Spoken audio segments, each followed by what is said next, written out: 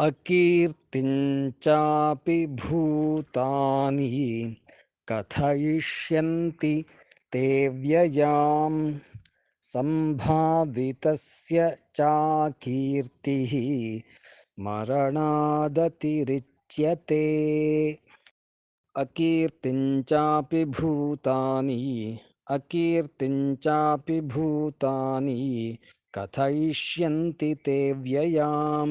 कथयिष्यन्ति ते व्ययाम् सम्भावितस्य चाकीर्तिः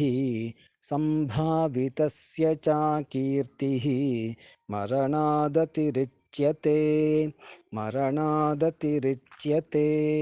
अकीर्तिं चापि भूतानि कथयिष्यन्ति ते व्ययाम् सम्भावितस्य चाकीर्तिः मरणादतिरिच्यते।